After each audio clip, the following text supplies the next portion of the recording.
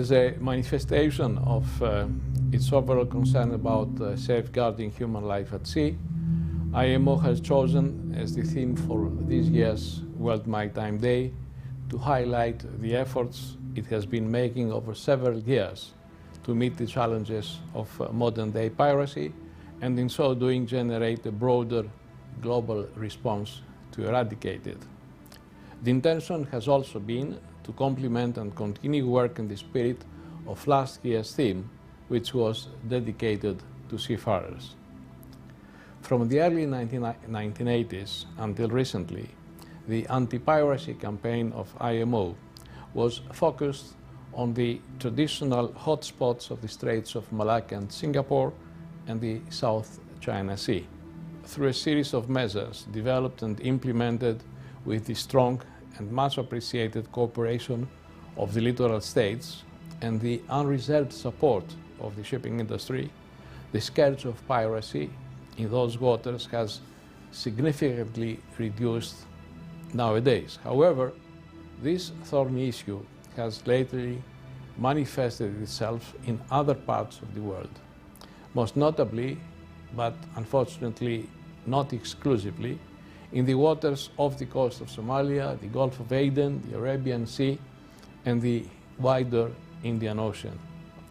Ships carrying oil out of the Persian Gulf and the Gulf of Oman are now firmly within the sights of pirates, who have become bolder, more audacious, more aggressive and violent, and seem to be better organized than ever before.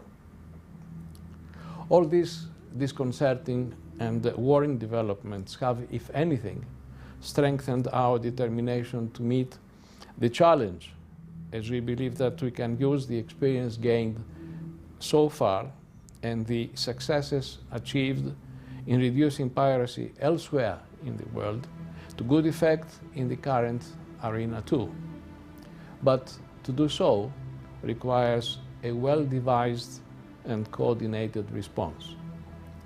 Kidnap and ransom is the modus operandi in the Somali case, and in a continuously fluctuating situation, there are several hundred seafarers currently being held hostage on board hijacked ships, with their time in captivity averaging 6 months.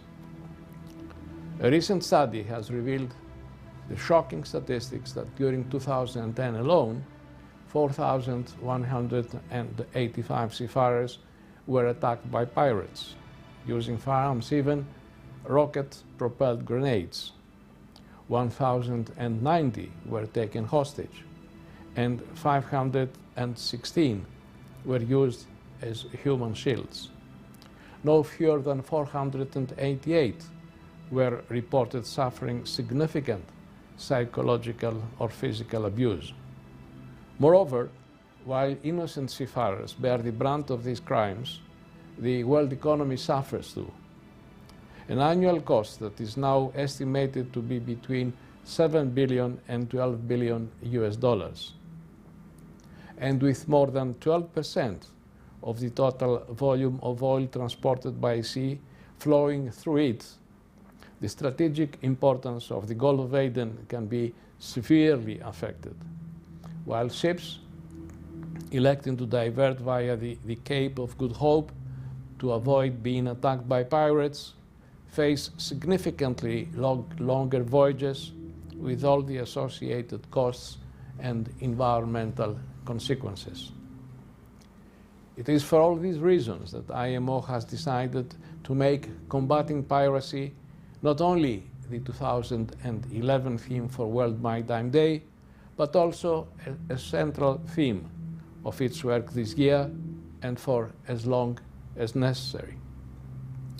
To this effect, we have developed a multifaceted action plan designed to address the problem at several different levels and are proceeding with its implementation in an orchestrated manner, a reflection of the fact that the problem has become too entrenched and deep-rooted to be solved by any single entity. The United Nations, alliances, political and defense of states, governments acting collectively or individually, military forces, shipping companies, ship operators, and ship's crews all have a crucial part to play in order to rid the world of the threat posed by piracy in the vast expanse of the Indian Ocean. To alleviate this unacceptable situation, no effort should be spared.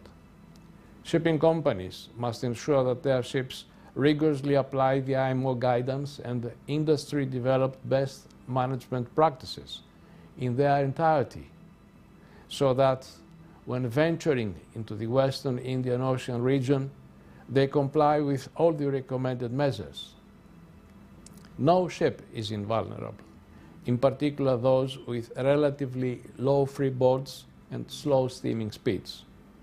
And governments need to back up their oft-stated concern over the situation by deploying military and other resources commensurate in numbers and technology with the scale of the problem and with a realistic chance of dealing with it effectively.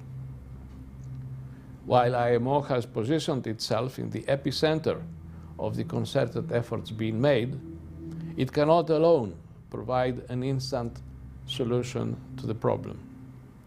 Particularly since, although piracy manifests itself at sea, the roots of the problem are to be found ashore. Nevertheless, through our action plan and other initiatives, and in collaboration with other interested parties, equally determined and committed as ourselves, we feel confident we'll be able to make a difference where the problem is being most acutely felt, at sea. Some success in thwarting pirate attacks can already be claimed, as can be seen from the falling percentage of attacks that prove successful. Nevertheless, as the statistics obliquely indicate, piracy and armed robbery against ships remain real and ever-present dangers to those who use the seas for peaceful purposes. So long as pirates continue harassing shipping, hijacking ships, and seafarers, we are neither proud of nor content with the results achieved so far. More needs to be done, including the capture, prosecution, and punishment of all those involved in piracy, the tracing of ransom money, and the confiscation of proceeds of crime derived from hijacked ships, if the ultimate goal of consigning piracy to the realms of history is to be achieved.